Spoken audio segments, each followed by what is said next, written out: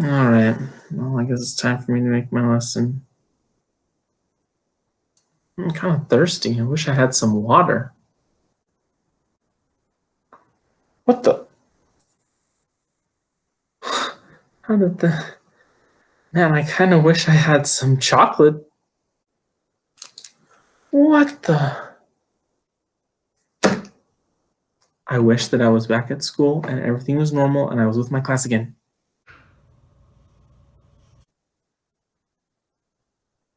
Please?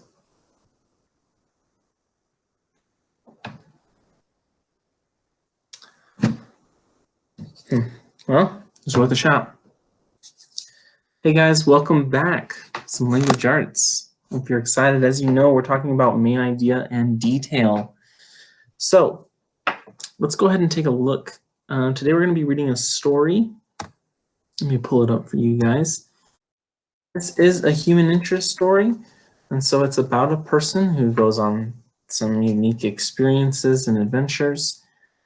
There's lots of text features in this story, so they have an example on here on the page of a map, and we've learned a little bit about maps. This is the compass rose. It tells you which direction, and then it has a little key that tells you what the different symbols mean on it. We're going to focus on main idea and detail, and so we'll read the first half today, and then we'll read the rest of the story tomorrow. So this is called One Man's Goal. Around the world, Erdin Iruk left California on July... I totally read that wrong. Around the world, Erdin Iruk left California on July 10, 2007 in his 23-foot-long boat. He was rowing across the Pacific Ocean towards Australia. Birds, fish, and shark were his only company. And then here we have, this is a caption telling us what this picture is about. It says, Iruk rowed his boat across the Pacific Ocean towards Australia. Crossing the Pacific was amazing, but that was only part of Iruk's journey. He was determined to go around the world using his own energy. During his journey, Iruk wanted to climb the tallest peaks on 6 continents.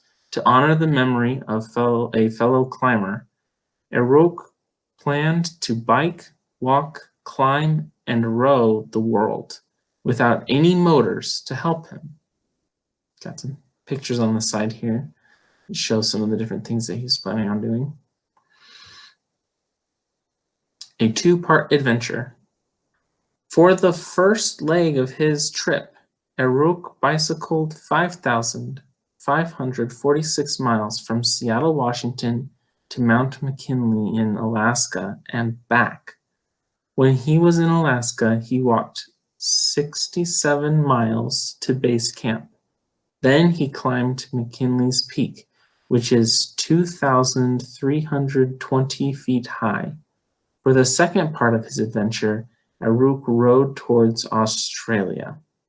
So we're going to pause right here for a second, and we want to know what is the most important detail from this page. What is the main idea of this page? We're going to talk about the main idea and details of the whole story, but what about this page?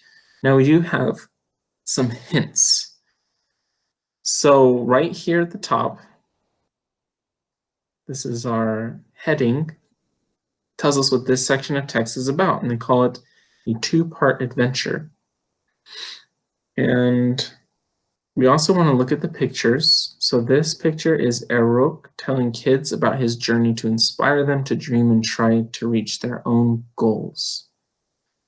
And then we have a map over here that's showing his journey. And it looks like, if we find on here, he started, let's see, his trip. He biked from Seattle, so somewhere in Washington here. He biked all the way up to here, hiked Mount McKinley, and then he went back, and then it looks like the second part was to go to Australia. So looking at this, this map is showing us the first part of his adventure, and it's also showing us the next part of his adventure. And so the main idea here is just telling us where he is going on this adventure, where the different parts will take him. So in your reading, you're going to be looking for examples of main idea and details. It could be the whole story if you've just finished a book, or maybe you're reading a shorter story that you could finish in one day. It could just be that you're telling me the main idea or details from a chapter that you're reading. So for example, in the Chronicles of Narnia, which we read together as a class, near the end of the story, the very last chapter, the main idea is how they lived out their lives and returned from Narnia to our world.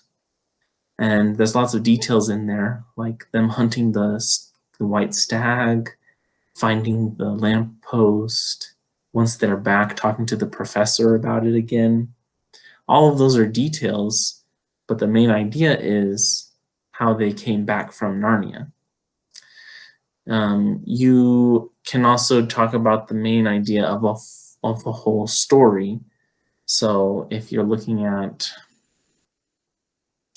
Green Eggs and Ham, the main idea is that they're trying to get, Sam is trying to get, I forget the other character's name, he's trying to get him to try green eggs and ham.